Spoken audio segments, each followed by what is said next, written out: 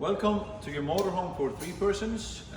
I'm going to do a quick walkthrough video with you to show you how to operate the systems, and I hope that it helps.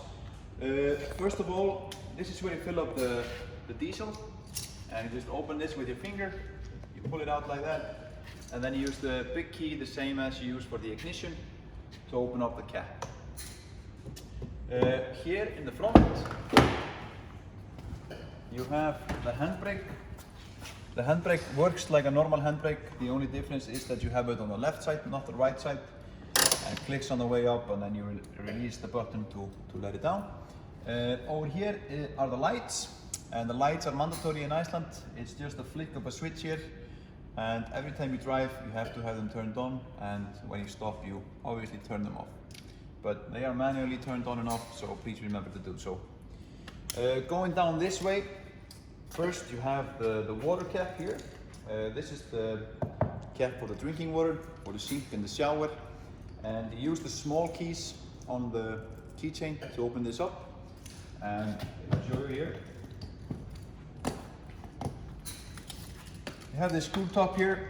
Screw that out, you stick a hose in, and when it starts spitting out water, it's full. Every campsite in Iceland, they offer you to fill this up, and some of the gas stations. In here is the favorite part of the holiday, the toilet cassette. We do recommend doing paper, rock, scissors, who has to do it, but you open it up like this, and you have to use the key to open this guy.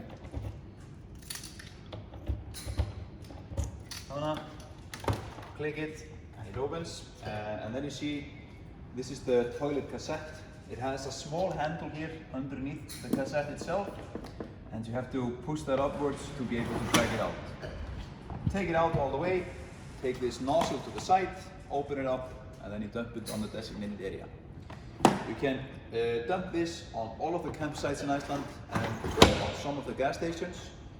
And our recommendation is that every time you leave a campsite, you empty the cassette and you fill up the water, and you're good to go. This here, this is a filter for the heating. The heating uses propane to heat the car up, and this blows out the bad carbon dioxide and pushes the warm air inside. When you turn on the heater and you're not sure if it's working or not, it's taking a long time, you can always come out here and listen. If it makes a oohing sound like brrr, then it's working. Just give it some time. If it's not, you give us a call. Here is the smaller door to the luggage storage. Not really much to see here, but on the other side, you can see through this door here. Here you have the luggage storage, and you also find your cable for charging the car in here. This end always goes on the car, and then you have on the campsites in Iceland, they have this plug, or they have this plug. And there is an adapter here, and you just choose which one to use depending on the campsite. Also in here is the storage for the propane gas tank. That's over here. Let's turn this light on here. Through this door, you use the propane for heating the car, for heating the water, for the stove, and you can even use it for the refrigerator. So this is your most valuable player. You can, if I go in here, on the top of it, it has a screw top with arrows, points to open, points to close. And obviously before you try to use the heater, the heating of the water, the cooker or the refrigerator on the propane source, you have to have this open all the way. And be sure that you open it up all the way to open, not halfway, all the way to open, before you try to use any of the things I mentioned before. This gas bottle has 10 kilos of propane, and it has been lasting people 4 to 5 days during the travels. Best way to check the level of it is to shake it, and then put your flashlight up against one of the windows you see on the bottle, and then you see where the line wobbles. To refill it, you can do it on the next gas station. Simply disconnect this tank, take it outside, take it inside the gas station. Tell them you need a new one. They take the old one and give you a full one. You pay for the refill and rock and roll.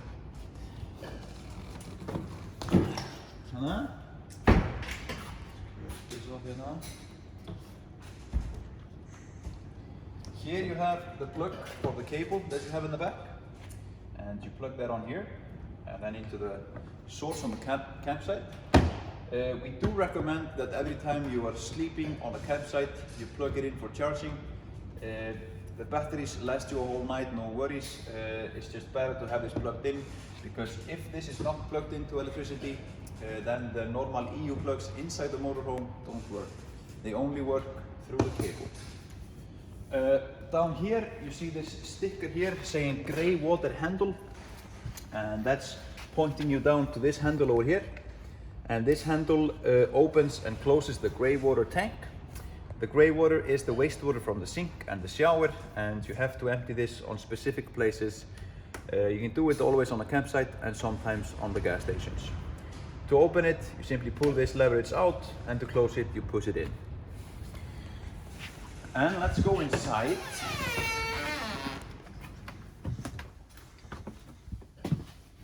First thing I want to show you is the control panel over here. Let's turn on some lights here now. So you have the control panel here, just to the left when you walk through the door. It's a touchscreen. This is on and off. Right now it's turning off, and I turn it on again, like that. Lights up. Then you have this switch here for the lights on the inside. This switch here is for the light on the outside. The auxiliary is not used, and then you have the top one for the water pump. So if you want to use the sink or the shower or even flushing the toilet, you have to have this turned on. On the other side you have the climate inside and outside. Not very accurate, as you see, it's not this cold in Iceland. Below that you have the battery status. If I press it once, it shows me battery number 1. I press it again, it shows me battery number 2. And if I press it the third time, it shows me battery number 1 in percentage and battery number 2 in percentage. Below that you have the water. S1 is the drinking water for the sink and the shower. I press it again, it shows me R1, that's the grey water. I press it the third time, it shows me R2, that's the second grey water tank. Both grey water tanks are emptied with the same handle. This thing over here, this key is always supposed to be in this, and this is to turn on and off for the lowering of the bed that you have here in the middle of the area. So you have to have this turned on, and then you can screw it down.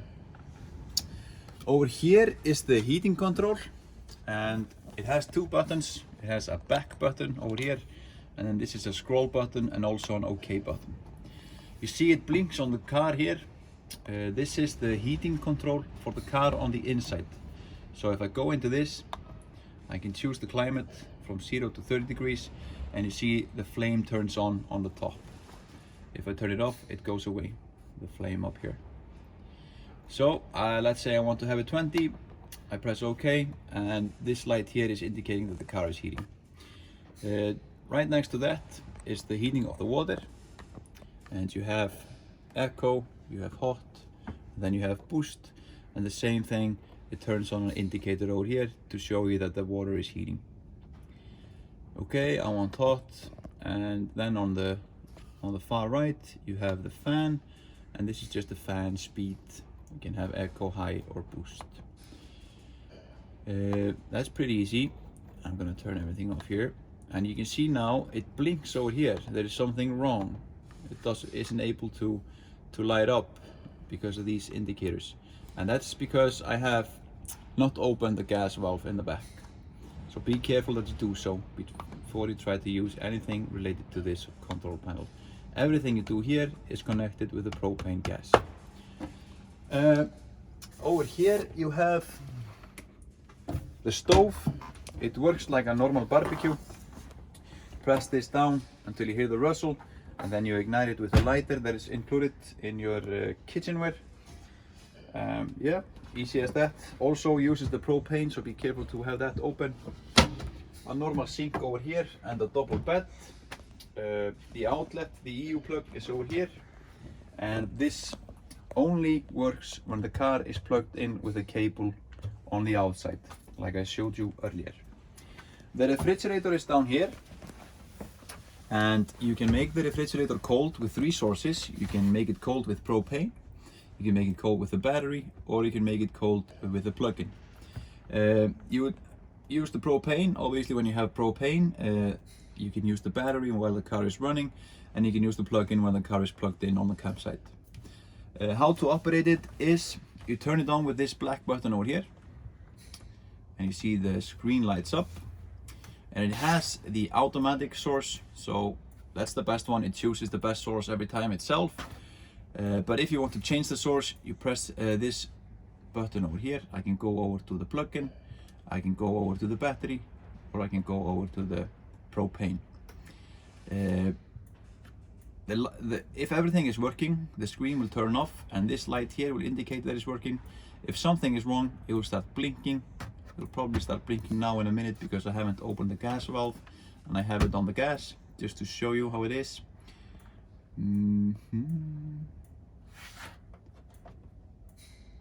Yeah, screen would blink. If you want to control the level of coldness, you can do that with this button here, from 1 to 5, 5 being the coldest, and you simply tap this button to change it, as you can see there. Just like that, easy peasy.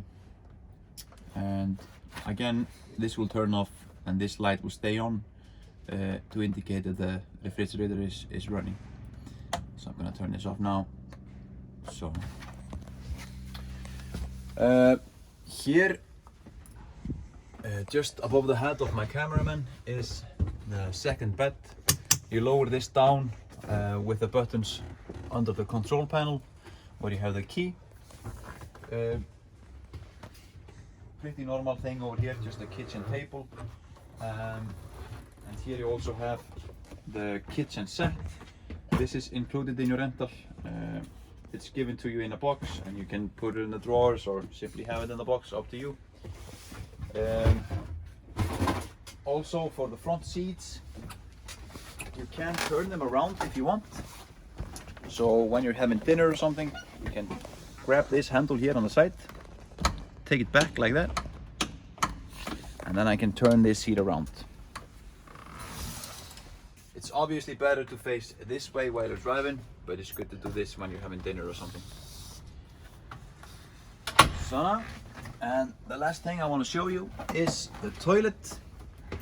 That's inside this door here. The toilet works like a normal toilet. The only difference is that you have this handle here on the bottom of it, and this is to open and close the toilet cassette that I showed you earlier. So you open it before you use it, and then you close it when you're done. Be very careful to open it before you use it, because if you, let's say you pee in the toilet while this is closed, you will simply pee on top of the toilet cassette, and the person who has to empty it will get it all over his hands, and that's not nice. Also, be careful to close it before you drive, because otherwise you might have a bomb coming up here, a poop bomb, and it's not pleasant, I can promise you that. The blue button over here is the flusher, and there is a guy on here holding a toilet box, and if this light comes on, it means that you have to empty the toilet box. Behind me, where I'm standing, is the shower. You simply pull the sink out like that, and you put it in here, and you have to warm up the water. It takes about 15 minutes to warm up 10 liters of water. That's more or less one shower. Yeah, I think that covers it. Yeah, have a good time and contact us if you need any help. Thank you.